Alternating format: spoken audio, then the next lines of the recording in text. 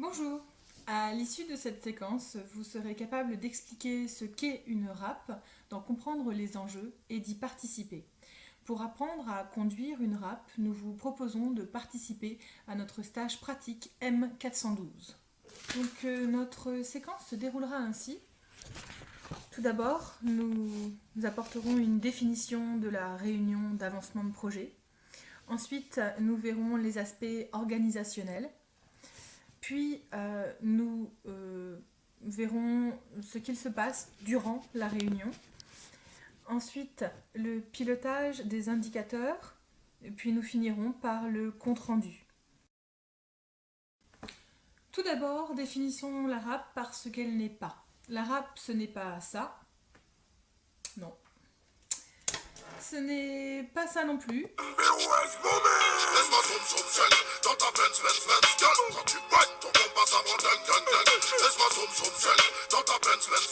Ce n'est pas ça. Situons la réunion d'avancement de projet dans son contexte. La réunion d'avancement de projet, c'est l'itinéraire d'un projet. C'est un rendez-vous à la croisée des chemins. Elle aide à penser un objectif lointain et à se réunir autour d'un objectif commun. La RAP, c'est un outil au service de la réussite du projet. Comme l'indique son nom, pour la définir, c'est un moment où on va se réunir pour faire le point sur l'avancée du projet. Un synonyme que vous pourrez entendre en entreprise également, c'est revue de projet.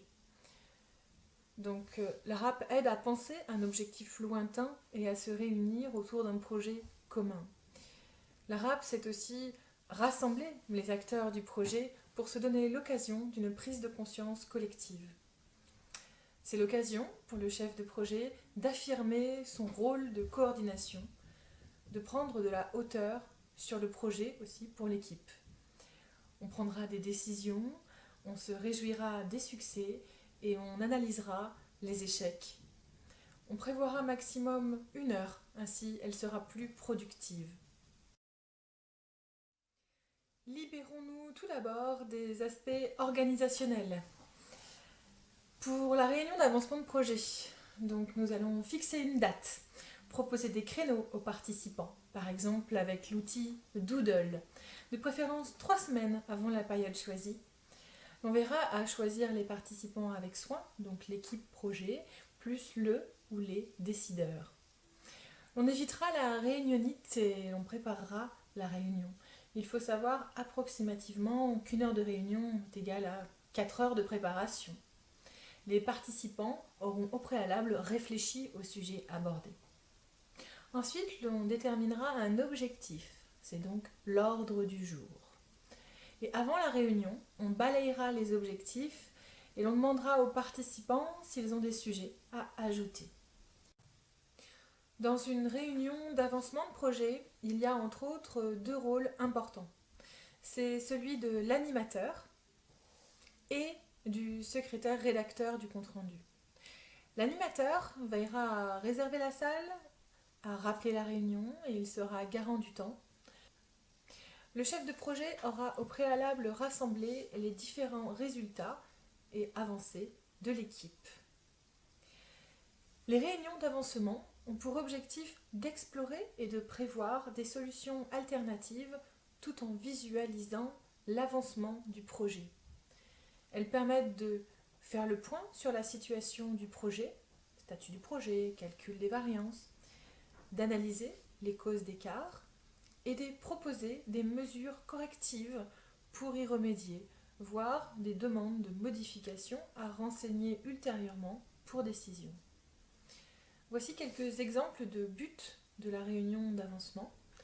Ça peut être un but de contrôle, le travail a été réparti, chacun présente ses avancées au groupe et valide ses objectifs de la semaine.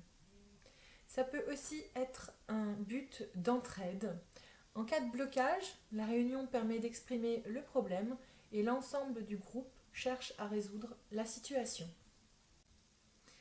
Avant d'aborder ce qu'il se passe durant la réunion d'avancement de projet, nous allons balayer quelques notions clés, à savoir le phasage du projet, le jalon et puis aussi l'expression go, no go. Donc le phasage du projet, c'est quoi? C'est le premier niveau de découpage du projet. Il consiste à regrouper les activités du projet en un petit nombre de groupes ayant comme caractéristique, 1, de se succéder linéairement dans le temps, 2, d'aboutir chacune à ce que le résultat du projet se trouve à un état intermédiaire de réalisation clairement identifié. La notion de phase est à dissocier complètement de celle de sous-projet et de lot de travaux. Par exemple, ici dans notre cas, le chef de projet, ici notre professeur Maxime Jor, nous a proposé d'agir en 5 étapes. Recherche d'informations, canevas, rédaction du script, vidéo, questionnaire. L'intérêt du phasage, le premier intérêt déjà, c'est de donner de la lisibilité au projet. Le responsable du projet doit rassurer à la fois son commanditaire inquiet des risques de dérapage et les participants du projet, souvent en manque de repères. La lisibilité, ça rassure. Ensuite, une autre notion clé, le jalon. J'ai trouvé l'expression amusante dans mes recherches, le planter de jalon, en référence au planter de bâton. Donc le jalon, c'est quoi? C'est avoir des livrables intermédiaires. Donc on fixera des jalons. En anglais, ce terme jalon se dit milestones. Dans un pilotage par les jalons, la revue de projet consiste à valider si un jalon est passé ou pas et à définir la date de passage réestimée. Le suivi du passage des jalons permet de disposer d'une information non subjective, contrôlable et partagée sur l'avancement du projet. Plusieurs indicateurs peuvent être calculés à l'aide de jalons pour mesurer l'avance ou le retard d'un projet. On peut citer le pourcentage de jalons effectivement passés par rapport au pourcentage cible ou le suivi du jalon qui dérive le plus. Voici un schéma pour mieux visualiser. Le jalon s'assimile à un feu de signalisation. Si le feu est vert, la phase est passée. Si le feu est rouge, il faut continuer à travailler sur la phase avant de resoumettre son passage au décideur. Le feu est vert si tous les critères définissant la bonne réalisation de la phase sont satisfaits. Au moment des jalons, c'est toute l'équipe projet qui se ravitaille. Tout comme les points de ravitaillement du marathon, les revues de projet prennent du temps, mais elles permettent à l'ensemble des parties prenantes de tenir un rythme moyen plus élevé. Pour le donneur d'ordre, un bon phasage définit le rythme minimum de reporting vers le donneur d'ordre du projet. Cela lui permet d'être rassuré sur l'avancement du projet et de pouvoir éventuellement réorienter le projet en fonction du contexte. Pour l'équipe projet, le phasage entretient la dynamique de l'équipe projet. Au lieu d'avoir un objectif lointain de fin de projet, l'équipe se focalise sur les objectifs intermédiaires, plus proches et plus accessibles. Ils permettent également la mise en place de l'effet cliquet. Les décisions prises en fin de phase ne peuvent plus être remises en cause par l'équipe de projet. Pour le chef de projet, le phasage permet de se poser, de mettre à jour l'ensemble de ses outils de pilotage pour savoir où il en est et de prendre conscience des réussites successives du projet. Enfin, une troisième notion clé, il s'agit du go, no go. Le verbe go en anglais signifie aller. C'est l'occasion des premiers jalons du projet que l'on doit se poser la question de poursuivre ou non le déroulement du projet. Après avoir défini ce qu'est une RAP, après avoir vu les aspects organisationnels, avoir décrit 3 notions clés, nous allons maintenant voir ce qu'il se passe durant la réunion d'avancement de projet. Donc pendant la réunion, nous veillerons à commencer à l'heure, à définir les rôles de chacun et à rappeler l'ordre du jour. Il faudra aussi valider les objectifs du compte-rendu précédent et constater éventuellement les écarts. Et puis être honnête, si l'on est en retard sur un objectif, l'admettre. Chercher la cause et non le bouc émissaire et comprendre pourquoi. Les objectifs ont-ils été bien définis? Il paraît important de positiver, de mettre en avant les réussites au début de la réunion.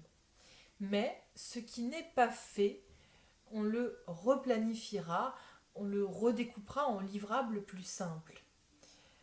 L'on verra à ne traiter qu'une question à la fois, puis à clore chaque point.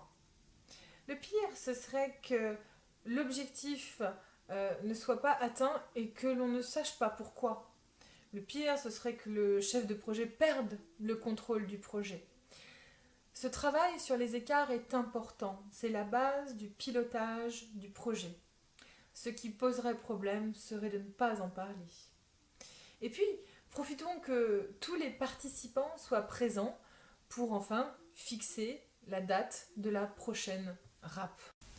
À l'écran, voici une carte conceptuelle sur l'animation de réunion proposée par Thomas Briand sous licence Creative Commons. Je vous laisse l'observer.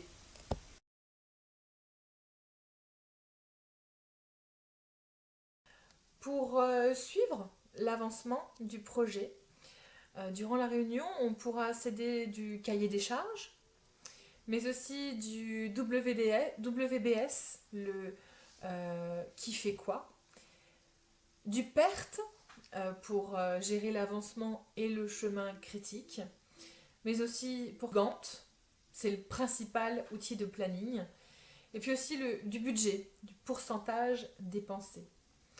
Il faudra bien penser à mettre à jour chaque document. Un des buts de ces outils, c'est aussi d'intervenir avant d'être en difficulté, d'anticiper les risques en étant alerté. Abordons maintenant la partie pilotage des indicateurs de suivi. Lors d'un pilotage d'un projet, les indicateurs permettent de suivre l'avancée, de vérifier qu'on suit la bonne trajectoire pour atteindre l'objectif final. Un outil de pilotage incontournable qui contient tous les indicateurs majeurs, c'est le tableau de bord, qu'on appelle aussi scoreboard. Donc, voici quelques indicateurs de suivi. L'on trouvera par exemple le calcul du reste à faire. Le reste à faire, c'est quoi? C'est le complément de travail à réaliser multiplié par le coût de la nouvelle solution retenue. Un autre indicateur, ce sont les écarts. C'est à peu près égal à la variance. Cette notion de variance, qu'est-ce que ça veut dire? Ça mesure les écarts en fait et la dispersion autour de la moyenne.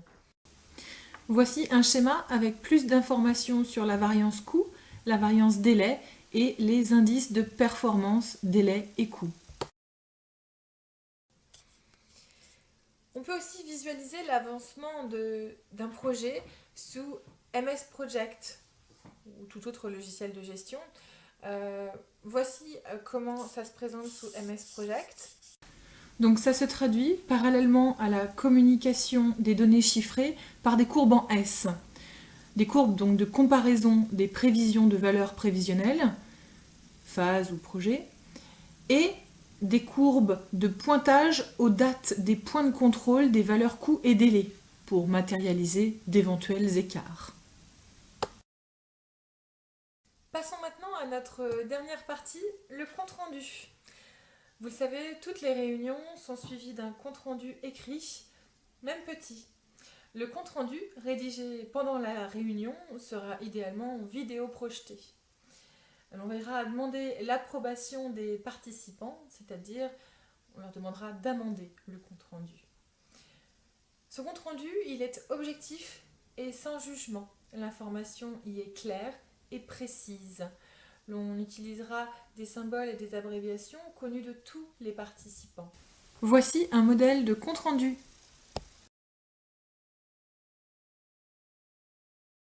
Ce compte-rendu, il sera transmis aux présents et aux absents sous 48 heures. Voici un exemple de tableau de suivi des actions sous Excel que l'on joindra au compte-rendu. Donc ce compte-rendu sera utile pour les absents et figera les décisions prises. Et puis pour la prochaine fois, il tient compte de ce qu'il y a à faire par chacun.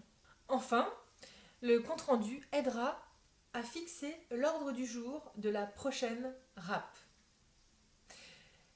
Et bien voilà, je vous remercie pour votre attention. J'espère que vous avez passé un bon moment durant cette séquence qui concernait la réunion d'avancement de projet dans le cadre de la conduite de projet.